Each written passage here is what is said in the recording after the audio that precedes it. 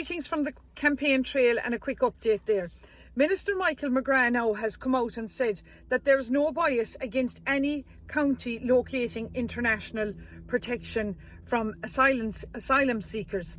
Now, in my opinion, it was Jim O'Callaghan, who is a Fianna Fáil TD for the Dublin Bay South electoral area. He happens to be a brother to Miriam O'Callaghan that leaked out, in my opinion, that these asylum centres, were going to be dotted now in various locations all over the country. And in my opinion, he didn't want them outside his own front door in his leafy suburbs of Ranelagh.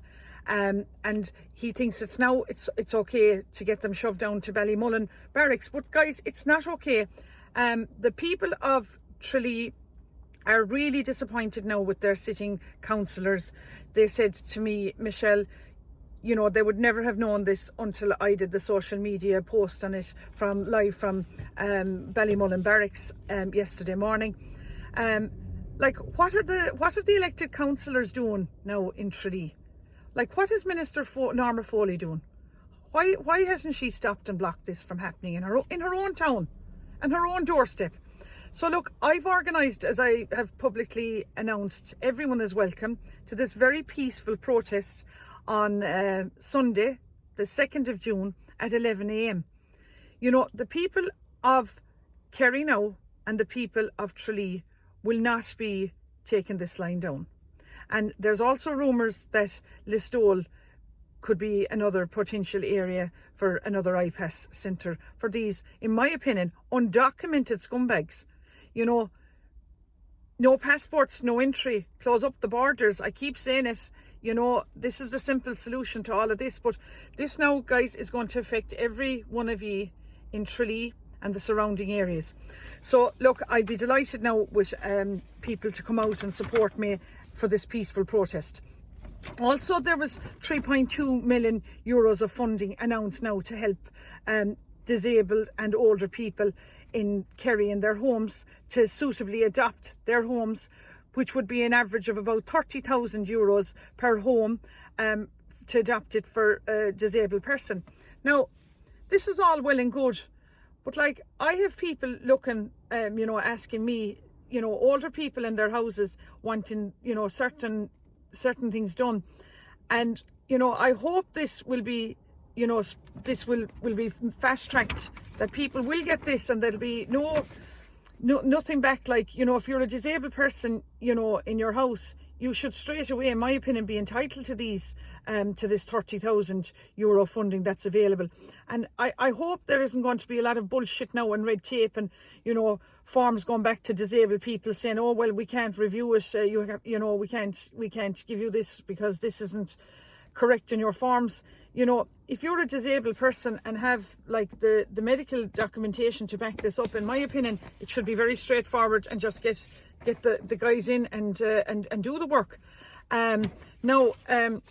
Also, I've highlighted there previously on my social media on Sunday, and I just want to highlight it again, that there's this gorgeous baby called Axel Horgan, who is a little baby from Listowel, who's facing a double leg amputation, and as he battles a rare life-limiting condition.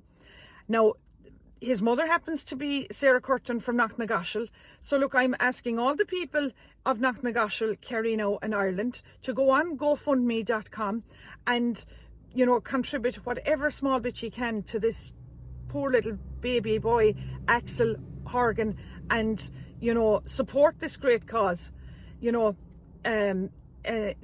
this could be life-changing for this boy. Look, also I just want to let you know as well that the school's summer programme for mainstream pupils with complex needs is now nearing the closing date. So what that is the school's summer programme allows kids with additional needs to get some homeschooling at home, in their own home, with a qualified school teacher. So all you need to do is go into your local principal and get the form, sign it up. It's a very simple form to fill out. You'll just need your child's PPS number, and it's a fantastic service, and you know, avail of it for your child if your child has additional needs. Now, there we had now Fine Gael making claims now last week that the Garda recruitment now were up 2,000 since 2009. But this is factually incorrect. And when Minister Humphreys was asked a question from Bill Scanlon of Gript, she said she'd have to come back to him with it, because he said, like, lots of people have left the Guards, you know, they've retired and everything, and they seem to be glossing it up. And I just think this is very poor reflection on Heather Humphreys, that she couldn't answer and have her facts and figures. You know, she's getting paid as a minister. You know, like, guys, you need to be very careful now. It's a week now from polling day, and you need to be very careful who you're going to give your number one to, because we need this Irish cobbled together government now out, including Sinn Féin, Fianna Fáil, Fine Gael, the Labours, the Healy-Rae cartel dynasty, the People Before Profits, the Green Party and the Social Democrats. Every day now they're just doing more carnage now to our country. I also said I'd give you an update in relation to the queries that ye, the great people of the Castle Island electoral area, asked me to raise to the returning officer, Martin O'Donoghue, and to An Taoiseach Simon Harris. So I contacted, I got a response from the Taoiseach's office that they were coming back to me and looking into it. I spoke there this morning to two members. One girl was called Sarah, and another guy was called Jimmy in the Taoiseach, the office of the Taoiseach. Now, they gave me Maura Duffy. She's the private secretary to Simon Harris. No one of them would give me the phone number for the private secretary. They said that this was private and they couldn't divulge it. I said, this shouldn't be private. This is, you know, in my opinion, I felt I was being blocked from getting to speak to Maura Duffy, but I got her email, and I just want to share Simon Harris's private secretary's email with you now. Her name is, first of all, Maura Duffy.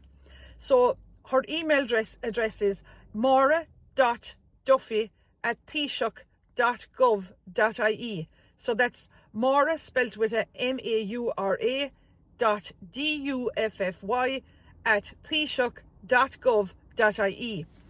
And there's a case now. They've advised me that there's a case reference and that they're investigating this and they're going to come back to me.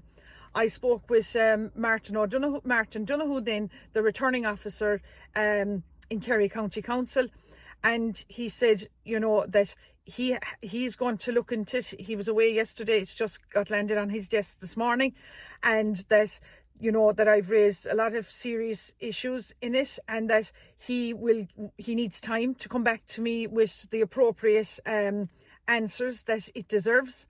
I said, look, Martin, we're a week out from polling day. You know, this needs to be addressed as soon as possible, and he reassured me that he will definitely get back to me. So look, that's great that they're looking into it. Look, guys, I'm up against it.